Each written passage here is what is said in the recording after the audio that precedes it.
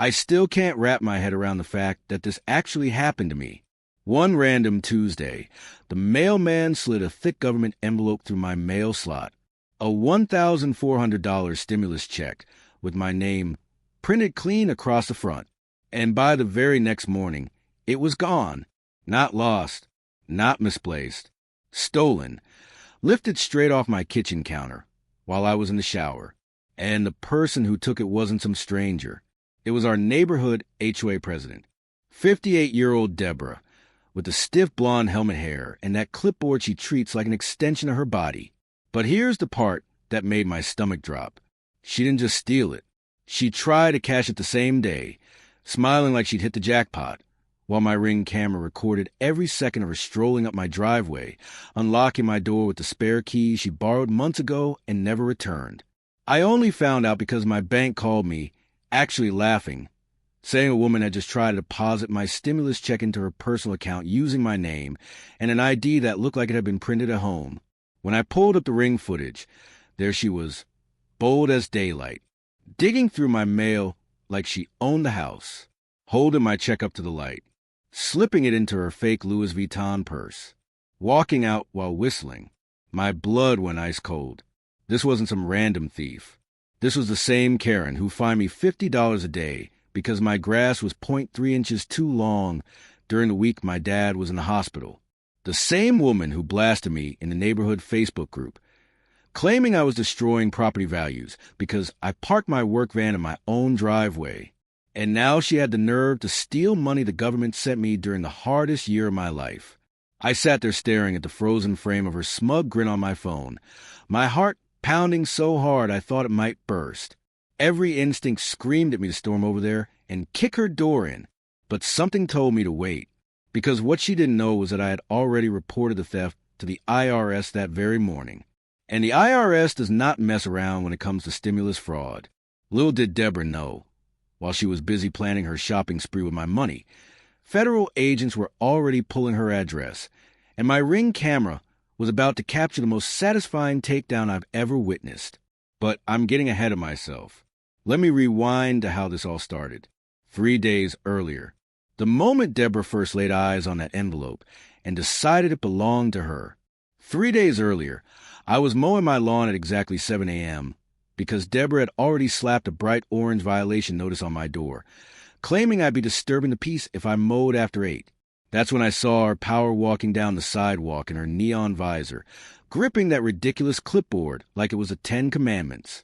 She stopped right in front of my mailbox, eyes glued to the stack of mail the carrier had just dropped. I pretended not to notice, but I saw her linger far too long. She even flipped through the envelopes when she thought my back was turned. I brushed it off. HOA Karen's going to Karen. I finished mowing and went inside to shower before work. That was my mistake. While I was in the shower, my phone buzzed nonstop with Ring alerts. I ignored it, assuming it was just the Amazon guy again. By the time I stepped out, the house felt wrong. Too quiet. The front door was cracked open about 2 inches. I know I locked it. I always lock it. My stomach flipped. I ran straight to the kitchen counter, where I'd left the mail.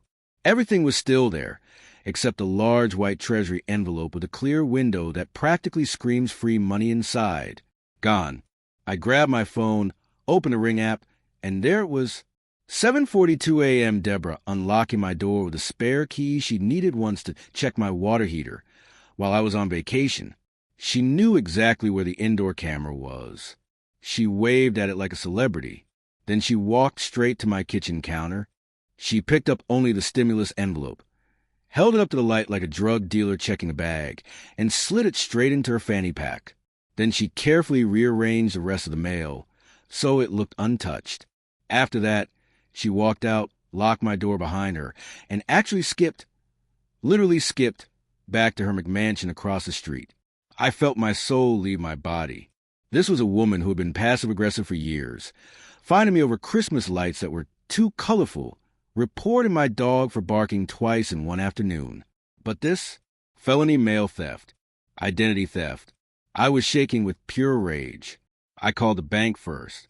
The teller immediately placed a fraud alert and casually mentioned that someone had already walked into branch 10 minutes earlier trying to cash the check. Guess who? Deborah, wearing sunglasses indoors like she was in some low-budget spy movie. She handed over a fake ID with my name and her face badly photoshopped onto it. You could literally see the pixels. The teller told her the check was flagged, and Deborah exploded, yelling that it was her money from her second home and threatening to have the teller fired. Instead, the teller hit the silent alarm. By noon, I was on the phone with the IRS fraud line. The agent on the other end went completely silent as I explained everything, then said, "Sir, stimulus fraud is federal. We move fast on these." She asked if I had video. I sent the 4K ring footage immediately. 20 minutes later, she called back and said, "Agents are en route to recover your property. Do not confront the suspect." I assumed that meant the next day. It didn't. At exactly 4:17 p.m., my phone exploded with ring notifications again. This time, it wasn't my camera. It was Deborah's doorbell camera across the street.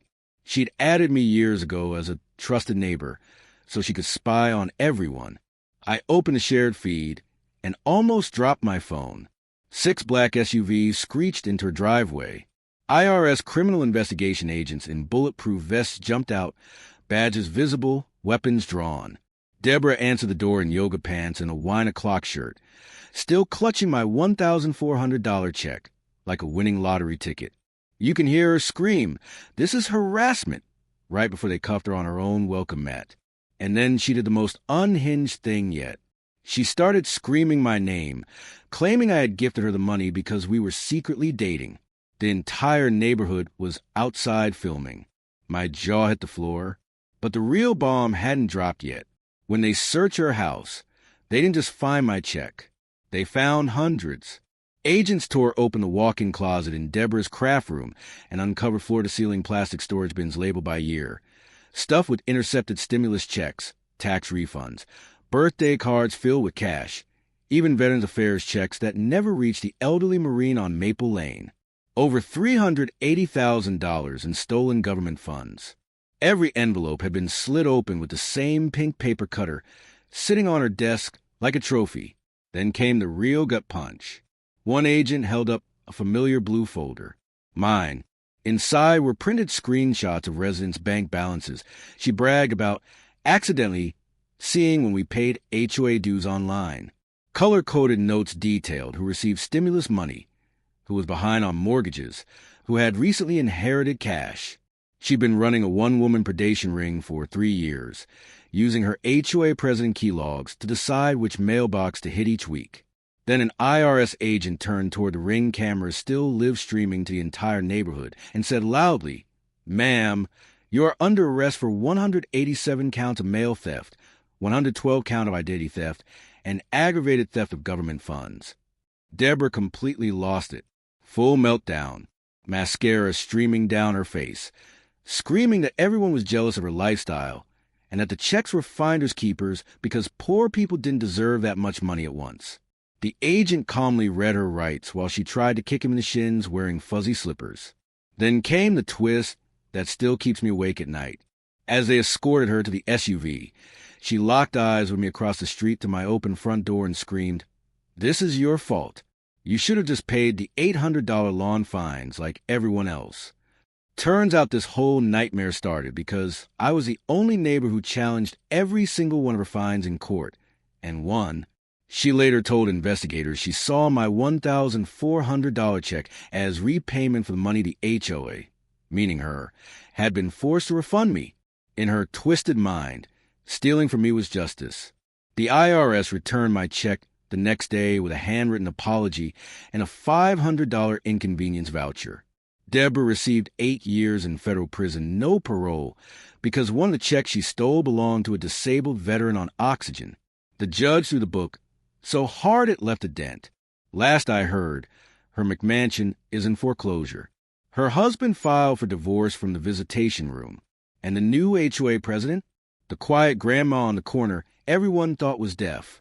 Turns out she's ex-FBI and had been documenting Deborah's reign of terror for fun. My Ring camera still runs 24/7. But now the whole block has one pointed at the for sale sign in Deborah's yard that someone keeps spray painting thief on every night. Karma didn't just visit Deborah. It moved in, changed the locks, and threw a block party. If you enjoyed this story, hit that subscribe button. Every subscription helps me bring you even more wild HOA stories. Don't forget to tap the bell so you never miss a new upload. I'll see you in the next one, where justice gets even sweeter.